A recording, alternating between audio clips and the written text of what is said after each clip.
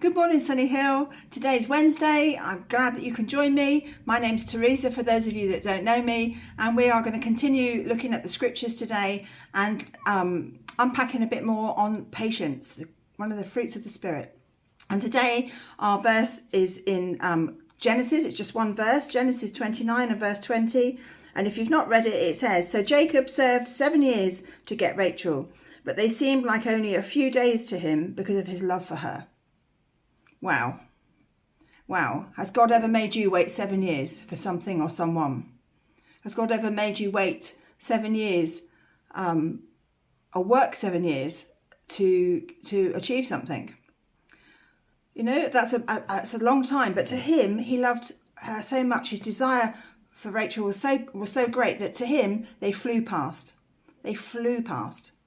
Now, how often have you wanted something, have you waited for something, and the time seems to really drag because you can't wait to meet that person and go on your date if you're young and in love and that's what you're waiting for, to meet that person. You know, sometimes we can't wait for that new piece of equipment to come out because we want to go and get it and we just want to be there with our mates showing off.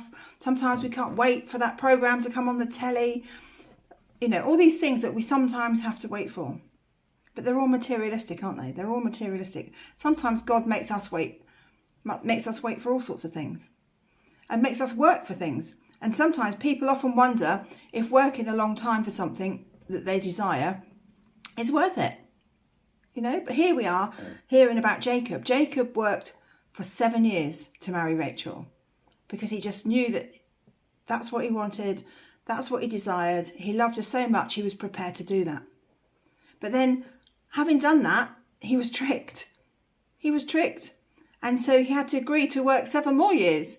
Although he married Rachel not long after marrying Leah, he was tricked and he agreed to work another 7 years. So that's 14 years. 14 years he had to wait. And the most important goals and desires are worth waiting for. The world has created an illusion that we live in that says that we can have things yesterday, that we can have things now. We've got catch-up TV. We've got, you know, buy now, pay later, all these things. But God sometimes makes us wait. And why does he make us wait? I think he makes us wait because we're not ready in that place to deal with whatever it is he's got for us to do. He still needs to shape us. He still needs to mould us. He still needs to maybe hone our characters a bit more. And then when the time is right, then he will provide what it is we need, that next step. And if you remember, when we looked on Monday, we were talking about patience and the definition of patience. Patience in the dictionary was enduring difficulties or delays calmly. Now, if you think about that, you know, if we were asked to wait for 7 years, if we were asked to wait 14 years for something, would we endure them calmly?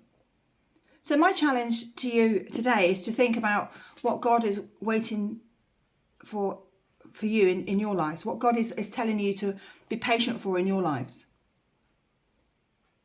Are you having to wait when you don't want to? Are you having to wait and think, why am I still single? Why am I still not in the job I want? Why am I whatever your circumstances may be? I don't have the answers to that, but God does. All I know is in my life, and I've been a Christian now for 33 years, all I know is that God has made me wait for things when I've not wanted to sometimes. But when they have come to fruition, and they have, it's because I've been in a different place and I've been in his timing, and that's when it makes it right. So if you're waiting for something and you're waiting, just trust God.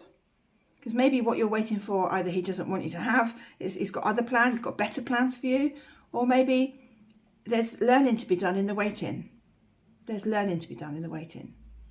So I would really encourage you to go away to seek God, to ask him if you haven't got patience, if you don't feel you can endure the difficulties and delays in a calm manner, to ask him to help you with that, but also to ask him to give you the grace and the mercy and to show you areas where you need to be patient. Just trust him. Just trust him, because he's a God that never lets us down. And like Jacob, you know, he made him wait, but he did it with a loving and willing heart. So if we're being in a place right now where we have to wait, let us do it in a loving and willing heart. Well, I hope you'll come back and join me again tomorrow. Take care. Have a great day. Bye bye.